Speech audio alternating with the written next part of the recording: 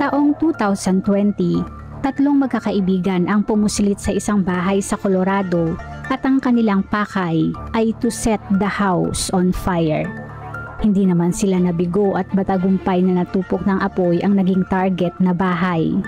Ang krimen na ito ay nagsimula sa isang galit ng isa sa kanila na nagngangalang Bowie at ang pinakadahilan dahil sa siya ay pinagnakawan. Si Bowie ay nanakawan ng isang iPhone at hindi siya makapapayag na hindi makaganti sa nangyaring pagnanakaw na yun. Tara at ating buksan ang pahina ng krimen ng kaso ni Kevin Bowie. Kamusta sa inyong lahat? Bago natin simulan ang ating kwento, kung bago ka pa lang po sa channel, please hit the subscribe button at pakipindot na din po ang notification bell para maging updated ka sa susunod nating kwento. Isang report ng sunog ang na-receive ng mga otoridad ng bandang alas 2:40 ng madaling araw sa isang neighborhood ng Green Valley Ranch. Ang mga otoridad ay dumating naman agad sa lokasyon bago mag-alas 3 at ginawa ang lahat para apulahin at sagipin ang mga tao sa loob. Ngunit sa kabila ng lahat, 5 mga residente ang hindi nakaligtas. Sa loob ng bahay na yon ay naroon ang 2 pamilya at nang nangyari ang sunog, 8 miyembro ng pamilya ang nasa loob at natutulog. Sa pagkalat ng apoy, ang ama ng isang pamilya ang nagising at sa init, usok at apoy, maging sa ingay ng mga bata sa bahay ay binuksan ang pinto ng kwarto. Ngunit ang agad na sumalubong sa kanya ay ang nagngangalit na apoy at makapal na usok sa labas ng kwarto.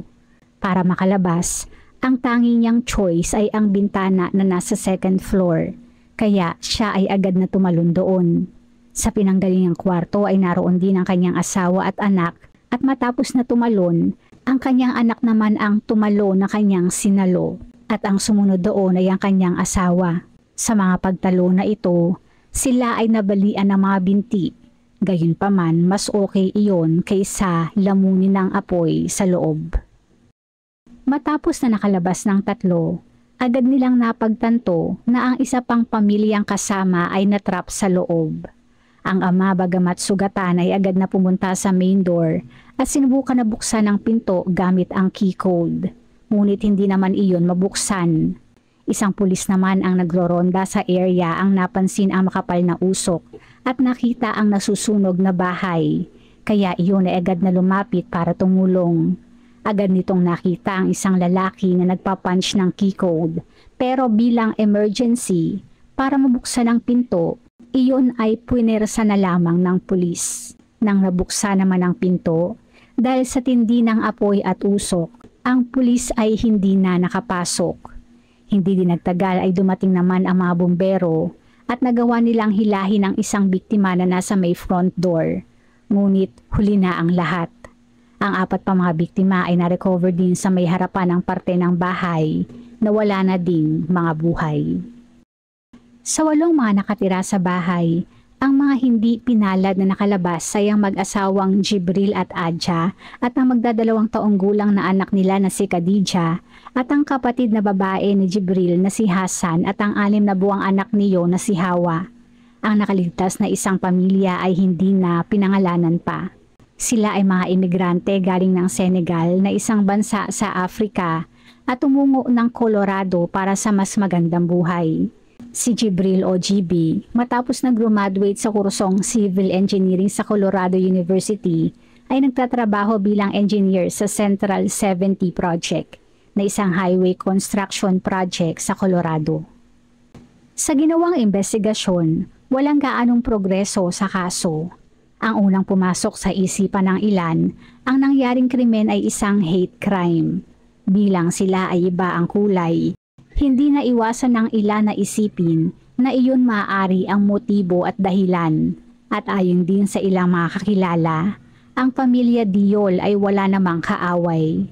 Ang tanging clue na mayroon sila ay ang footage ng 3 suspects na ito, ngunit ang mga iyon ay nakamaskara.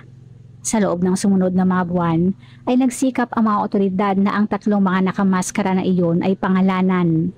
Mayroon ding reward na maaaring makuha sa sinumang makapagbibigay ng tamang impormasyon na umabot ng hanggang $50,000. Gayunpaman sa huli ay wala gaanong naging progreso hanggang isang bagay ang kanilang naisip. Ang mga otoridad ay nagkaideya na i-check kung mayroong nag-search sa mismong address ng bahay na yon within 15 days bago ang sunog. Kaya sila ay kumuha ng isang search warrant at humingi ng tulong sa Google. 5 IP addresses ang lumabas na mga nakabase sa Colorado at sa pamamagitan ng isa pang search warrant ay nalaman ang mga impormasyon ng mga nag-search na yon. At matapos ng ilan pang mga investigasyon ay kinilala ang 3 mga suspects na agad na inaresto. January 27, 2021, 5 buwan matapos ng nangyaring sunog, 3 mga suspects ang inanunsyo na inaresto ng mga otoridad. Iyon ay ang magkakaibigan na sina Gavin Seymour, Dillion Siebert at ang sinasabing mastermind na si Kevin Bowie. At matapos ng ilang interogasyon at investigasyon, ay lumabas ang tunay na dahilan sa likod ng nangyaring panununog. Ayon kay Kevin Bowie, ilang linggo bago ang krimen, siya ay nasa isang city park para bumili ng isang baril. Nang siya doon ay nanakawan at ang isa sa nakuha sa kanya ng magnanakaw ay ang kanyang cellphone na iPhone. Nangingit-ngit sa galit, sinubukan niya na hanapin ang lokasyon ng nanakaw na iPhone at iyon ay na-trace sa neighborhood ng Green Valley Ranch at sa kanyang tantya, ang address kung saan naroon ang kanyang iPhone ay ang bahay ng mga biktima. Matapos na nalaman ang address, siya naman ay nagplano na paghigantihan ang magnanakaw. Kaya siya ay humingi ng tulong sa kanyang mga kaibigan at iyon ay sina Gavin at Dillon. Matapos na pumayag ang 2 kakuntsaba, sila ay nagplano na ng kanilang revenge plan. Ang kanilang naging plano ay ang pumunta sa bahay ng magnanakaw, buhusan iyon ng gasolina at silaban. Sa plano na ito, sila ay bumili ng gasolina, pumunta sa isang costume store para bumili ng mga maskara at nag-search pa online para sa picture at plano ng bahay na kanilang sisilaban. August 5, 2020, nang sila ay nagkasundo na gawin na ang kanilang revenge plan. Bandang 2:00 ng madaling araw, nang sila ay pumunta ng bahay. Suot ang biniling mga maskara at itim na mga hoodies, sila ay dumiretso na sa bahay kung saan sila ay nakunan ng CCTV ng kapitbahay. Sila ay pumunta sa may back door at hindi naman nagtagal ay matagumpay na nakapasok sa bahay. Walang pag-aaksaya ng panahon, agad nilang binuhusan ng gasolina ang loob at matapos na naibuhos na ang lahat ng kanilang mga dala, ay saka iyon sinilaban. Revenge mission, success. Pero, successful nga ba talaga? Ang ginamit ni Kevin para sa tracing ng kanyang phone ay most of the time hindi 100% accurate. Kaya ang bahay na kanyang sinunog ay ang maling bahay.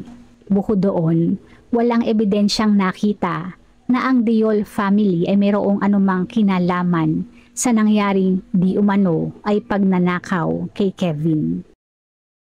Matapos ng kani-kanila mga trial, ang kasabwat na sina Dillon at Gavin ay pare-parehong nag-plead ng guilty sa 1 count ng second-degree murder. Si Dillon Siebert na noon ay 14 ay nasentensyahan ng 3 years in juvenile detention at 7 years sa isang state prison program para sa young inmates. Si Gavin Seymour naman ay nasentensyahan ng 40 years in prison.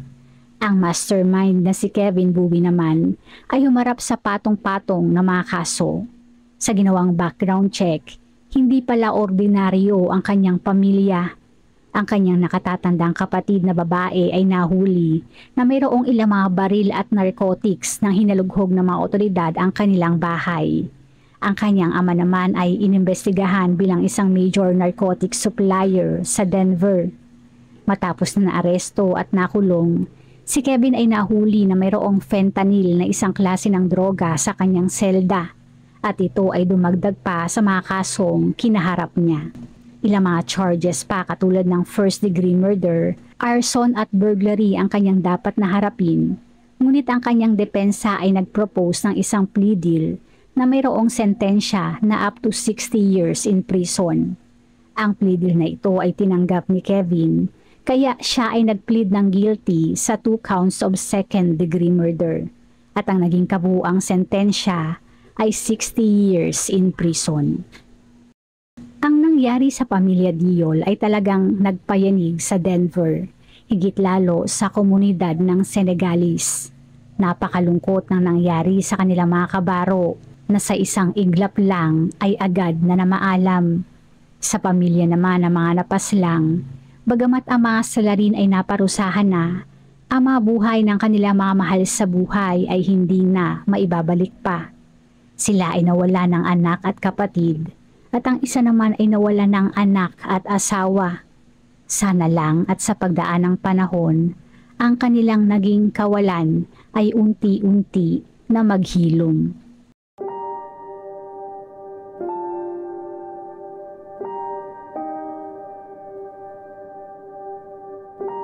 Bago isara ang ating pahina, shoutout po sa ilan sa ating manonood.